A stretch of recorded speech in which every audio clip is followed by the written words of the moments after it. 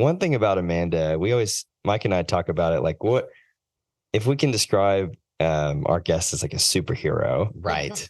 Amanda's what is kind of a power? mix of I personally said Batman, because Batman has the best preparation and skill set and wins by planning and focus. And then Mike, you said I said Superman because he's got the laser eyes, laser he got focus. that laser focus. But and we're gonna dig into why we think that. I'm excited for this one because personally, I feel like we've learned a lot just from meeting Amanda. Amanda, tell us about yourself. Tell us who you're with, your experience, and then we'll kind of just dig into, what makes you successful in the business. Okay. Well, yes. Thank you for that introduction. I am Amanda Klam. I'm a dual agent. I have been with Keller Williams Professionals for 8 years now. I am also an educator, and I have been in education for 14 years. So I do both. I'm also a mom. I'm a wife, mother to 3 girls, 11, 9, and 6, almost 7. Goodness gracious. And I've been with my husband combined, we've been together about 20 years. Oh my gosh, that's great. So I'm hearing, like, first off, I don't hear dual career. I'm hearing like multiple job roles, right? That you have. You're a teacher. You're a successful real estate agent, by the way. And on top of being a full-time teacher, you're a mom, a wife, right? I forgot one more. Okay, what's that one? I'm in grad school. Grad school. Okay. Wow. All classes done. Okay. And you're done. It's the laser focus. What are you going to grad school for? Urban development. Urban development. Okay. Okay. Wow. A&M. I love it, Stephen. I love it. Yeah. That's so cool. And whenever we say, I know you say you're a dual agent. One of the craziest things, I mean, we talk about it in our industry a lot. Is it possible to be a dual agent or a dual loan officer? Most people would say you can't do it, right? But I think most people aren't as focused and prepare as much as you do. Tell us, why is that so important to you? How has that translated into your success? Because you've even had people ask you, hey, I'm a full-time realtor. Right. How can I do what you're doing? Right. You're a teacher, a mom in grad school. How can I get to your level? Right. Tell us about that. It's funny you say that, because I got a text from my cousin 2 days ago, and he's a full-time agent with my office, and he's very supportive. He helps me a lot when I am in school and I can't do things. I can reach out to him, and we're in this group chat, and he goes, okay, what's the competition for 2023? Are we really going to allow another part-time agent beat us in our numbers? Yeah. And I said, well, what do I win? Like, we don't even need the competition. Like, I've done it the past 2 years. What are we going to do it? So it is possible, but I think for a lot of people, they, like what you said, they don't have the mindset. You have to start. It's not about going out there and getting listings and networking. Before any of that, before you put your business into place, your strategies, whatever it is you want to do, you have to have the correct mindset, and you have to have the correct atmosphere around you. And by atmosphere, I mean, what is your current atmosphere, which is your bubble, your circle. Who helps you? Who doesn't help you? What is on your plate? That your personal self and your personal life first has to be organized before you can bring in that other layer. It's almost like an onion, you're peeling back layers at a time, but that core center has to be, it has to be centered, and it has to be focused. And you have to know that, okay, this is what I want. This is what I'm trying to achieve. Now, who's going to be in my corner to help me?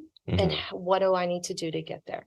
And so in the beginning, when I decided to go into real estate and not quit teaching, it was a challenge. It was a challenge because there was no one there to really teach me or guide me or tell me these things. It was very much learned in trial and error. And there was nights where I'm staying up late after teaching all day, and I had my kids were younger, and I'm trying to process paperwork, and I'm trying to understand the paperwork that I was doing. And I really felt like I had to do it by myself, all alone, and literally at the point of breakdowns.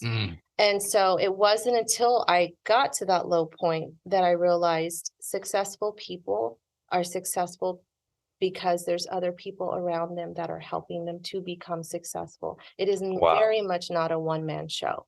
And if you go into it with that mindset that you have to do it by yourself, that no one's going to help you or no one cares to help you, then the struggle will be real and it will be there. That's wow. A total nugget, right?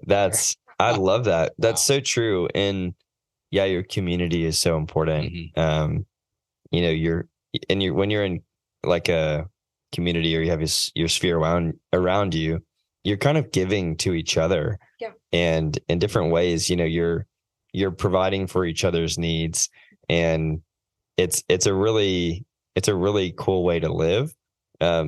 Yeah, I really like that. That's awesome. Yeah. You have to start your day with gratitude, whether whoever you say that gratitude to, whatever your beliefs are, you know, and don't get me wrong, there are days where, you know, I wake up and I think, okay, I lay there for a minute, you know, I try not to just jump out of bed, because the normal me would do that, because I'm like, okay, go, do. But I really do try to wake up and give myself a couple minutes to just lay there and think about the day and think about what's coming and think about what it is that I need to achieve that day, and kind of have this mental checklist of what is coming and prioritize it. One foot in front of the other. I'm only one person when it comes to what I have to handle for me. So I can only do one thing at a time. But these other things that also need to be accomplished can be outsourced to that atmosphere and that circle around me to help me get those things done. Yeah. And so I don't try to keep those things. So it's almost like taking that checklist in your brain or on your paper and dividing it into a T-chart. And like, this is what I do. This is what you do, you know, and where I need help and where I'm going to fall short, and not try to tackle it all. Yeah. Yeah. I like, so the wisdom of just starting out, especially if you're trying to do this from a dual perspective, you're not alone. You can't be alone, right? You can't do this alone. No. So assemble your team, whatever that is, your support team around you. And if it's your vendors, or I think even mentioned your husband, or like even your other family members that may need to help take care of your children, right? So assemble your team so you can delegate responsibilities. And then I think that idea for you, you know, the 1 foot in the next step, right, is just what's the next most important thing I have to do, right? Yeah. And it really is starting there. And that's something that I don't just apply to my real estate life. I apply it with my kids. I apply it with my husband. Every aspect, my teaching career. Yeah. You know, teaching can be very overwhelming. I mean, be nice to your teachers, because they wear many, many hats. So on top of all that, I'm with children all day. And so there's a lot of hats I have to wear in that role. And so your calmness and your demeanor is just super important to your overall health and your overall well-being and how you perceive things. And you have to create that atmosphere around you. And if there's someone in that atmosphere that isn't giving you that or is taking from it, then you remove them.